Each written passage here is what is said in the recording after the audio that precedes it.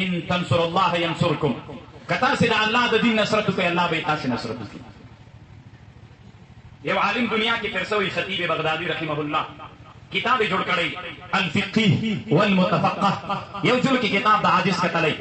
دی کتاب کې لیکي وي اورس نن ولی موږ د خلکو ډیره نفرت کیږي د مسلمانانو نن په کفري نظامونو کې د موږ علماو ته ډیر مشکلات دي. نن چې موږ مدرسه جوړو قسم د موږ ګیله وشي بس دا طالب د کم دین راغلی ولې دلته راغلی، قسم د زناخانو څوک پوښتنې نه کوي، د شرابخانو څوک پوښتنه نه کوي. د دینی مرکز چې الله د موږ فائدې ته وګورئ. موږ د ملت موږ د خپل وطن دښمنان نه یو، که موږ د خپل وطن دښمنان وایي د موږ مېوې ته وګورئ. د موږ ثمره دغه وه.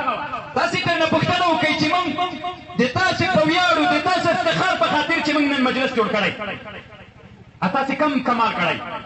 وطن مو ډېر ښه وران کړی، وطن کې مو ډېر خلک وژني، وطن کې مو د چا ناموس ته بد کتلي، په دې افتخار مو دا مجلس دایر کړی. نه حافظه نن د تا په خاطر چې مجلس ما ته وګوره حافظه یو ته جواب راکړه. موږ چې د تا دپاره نن د افتخار مجلس جوړ کړی تا څه کمال راوړی؟ قرآن کریم دې یاد کړی. نن عوامو د موږ دښمنان موږ پسې پیسې را بډ وهلي، موږ ته وایي دا د ملت او دا د اسلام او دا د وطن دښمنان دي. موږ په وطن کې سرفسنده خلک دي. موږ نن سرفسنده نه، موږ نن د قرآن حاکمول غواړو، د قرآن زده کړه خلکو ته ور زده کول غواړو. کنه دا قاري ما نه دی لیدلی، دی په خپله وایي ما ته نن چې مجلس دایر سوی ما د قرآن زده کړه کړې ده. فکر ته پام وي څوک مو ونه بولئ خیر ده.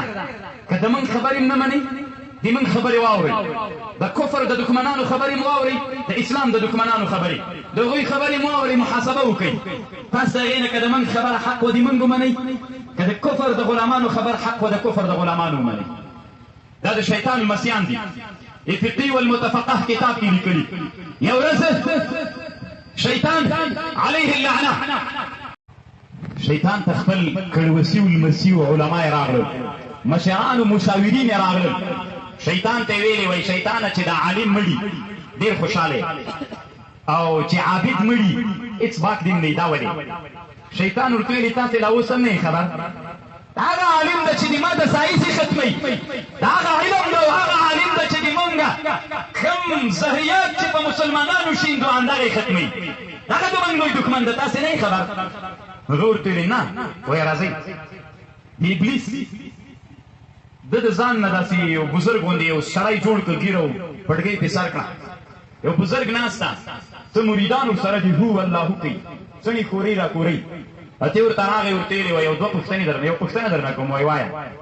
وایي الله قدرت لري چې دا ټوله دنیا په هګۍ کې جی کې بغیر د دې نه چې دنیا وړکۍ کي.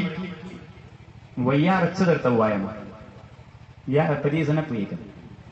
چې راووت خپلو مشاورینو ته یې ویلې ودلید چې کافر لیکه ځکه د الله په صفت چې قادر او قدرت د الله صفت ده چې صفات او ذاتیه د الله نه ده، په ضد یې الله نه موصوف کېږي. چې شک دې پکې وکړه کافر نو دا داسې اسانه وایي کافر کېږي. ځکه د دې نه ډارېږم. راځه عالم ته وایي. عالم ته ورغلل څو داسې جړ پنجړ طالبانو سره ناست. سلام علیکم وعلیکم. څو پوښتنې لرم په دواړو سترګو امر کوه. پوښتنه دا ده چې الله قدرت لري چې ټوله دنیا هګۍ کې او جۍ کې بغیر د دې نه چې وړی کړي. ډېر بې فکره الله دا وس لري. ولې؟ ځکه الله وایي کن فیکون. الله چې د کن امر وکړي بیا هغه کار وشي. شیطان چې راووته هم لیده وایي دا چې مړ وي زه ډېر خوشحاله یم. زه یو ملت ته لاړ شم په کلونو باندې هلته ملګري